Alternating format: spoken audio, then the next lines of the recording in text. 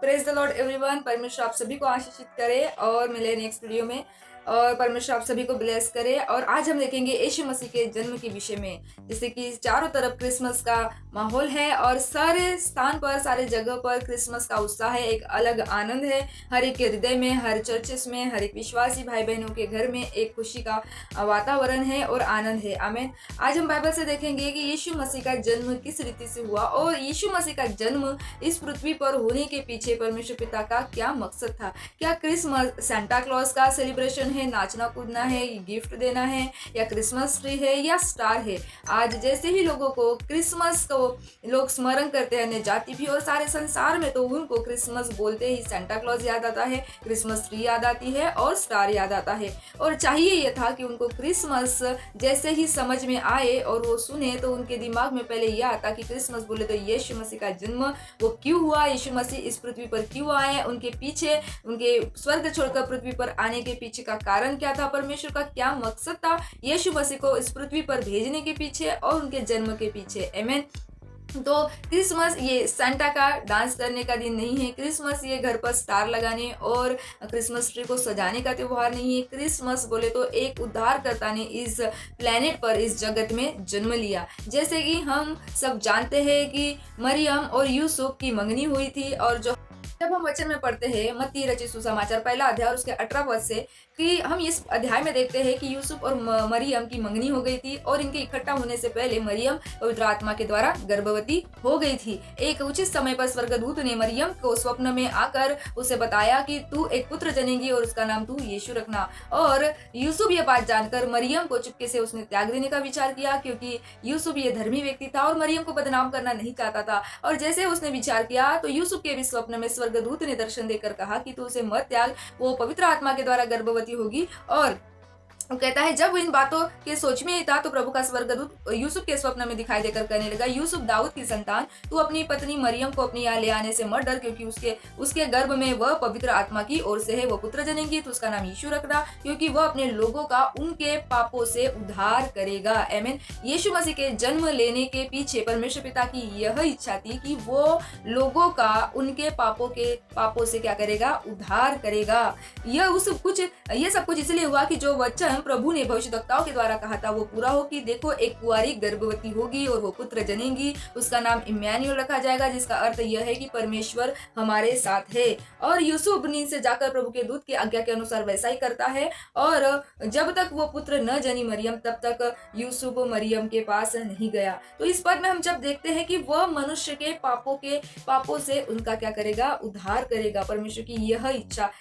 तो इस वचन में जब हम पढ़ते हैं तो यह स्वर्गदूत ने साफ रीति से यूसुफ को कहा कि वह अपने लोगों का पापों से उद्धार करेगा। यह है यीशु मसीह के पृथ्वी पर जन्म लेने के पीछे का मकसद। परमेश्वर का यीशु मसीह को इस पृथ्वी पर भेजने के पीछे का मकसद यह है कि वह पापों से उद्धार कराने के लिए इस जगत में यीशु मसीह को भेजे। लेकिन आज जब हम यीशु मसीह का जन्मदिन के उपलक्ष्य पर क्रिसमस मनाते हैं तो उस दिन पर लोग सेंटा और क्रिसमस ट्री और स्टार को ही सेलिब्रेट करते हैं, ना कि पापों के उद्धार के लिए यीशु मसीह को परमेश्वर पिता ने भेजा।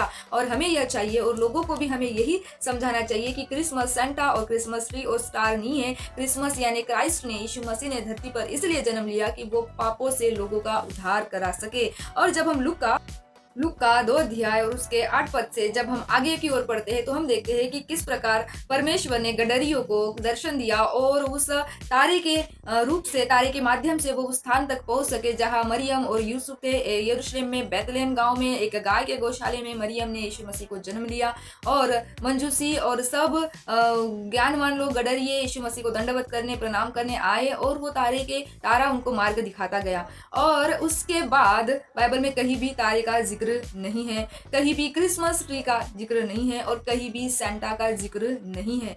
यीशु मसीह का जन्म एक बलिदान के लिए हुआ था, एक कुर्बानी के लिए हुआ था। यीशु मसीह का जन्म लोगों के पापों को उठाने के लिए हुआ था। और ये हम सब के लिए, सारे संसार के लिए आनंद की बात है, आनंद की खुशखबरी है कि हमारे पाप जो है वो उठाने के लिए किसी परमेश्वर के एक पुत्र ने इस धरती पर जन्म लिया, ताकि सारी मानव जाति उसके लहू के द्वारा, उसके कुर्बानी बलिदान के द्वारा बचाई जाए। जो भविष्यवाणी यशा भविष्यद्वक्ता के द्वारा हुई, यशा और उसके 53 अध्याय में जब हम पढ़ते हैं वहां पर इस प्रकार लिखा है। जब उसके 4 से हम पढ़ते थे निश्चय उसने हमारे रोगों को सह लिया और हमारे ही दुखों को उठा लिया, तो भी हमने उसे परमेश्वर का मारा कूटा और दुर्दशा में पड़ा हुआ समझा। परंतु वह हमारे ही अपराधों के कारण घायल किया गया, वह हमारे अधर्म के कामों के हेतु कुचला गया, हमारी शांति के लिए उस पर ताड़ना पड़ी कि उसके कोड़े खाने से हम चंगे हो जाए। हम तो सबके सब भेड़ों की नाई भटक गए थे, हमने तो अपने अपने मार्ग लिया था और यहोवा ने हम सब के अधर्म का बोझ उसी पर लाद दिया। यहोवा परमेश्वर ने हम सब के अधर्म का बोझ यीशु मसीह पर लाद दिया। और यहाँ पर लिखा है कि हमारे खातिर ताड़ना सहने के लिए, कोड़े खाने के लिए, हमारे अधर्म का बोझ उठाने के लिए, हमारे सब सारे संसार के पापों का बोझ यहोवा परमेश्वर ने यीशु मसीह पर लाद दिया। इस कारण यीशु मसीह का जन्म हुआ। परमेश्वर ने इस संसार से इतना प्रेम किया, जो लिखा है यूहन्ना 3:16 में, कि उसने अपने एकलौते पुत्र को दे दिया ताकि जो कोई उस पर विश्वास करे वो नाश ना हो परंतु अनंत जीवन पाए। ये क्रिसमस है, ये आनंद है, ये खुशखबरी है, ये अच्छा सुसमाचार है कि यीशु मसीह पैदा हुए।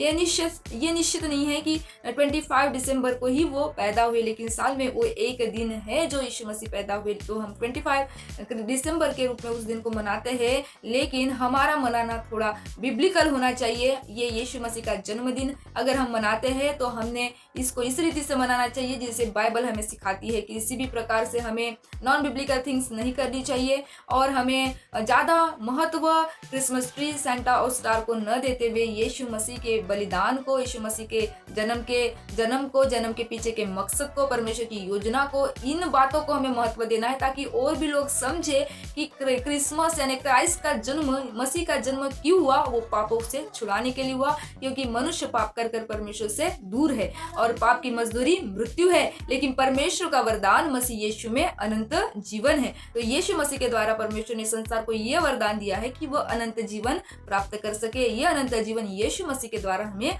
मिलता है।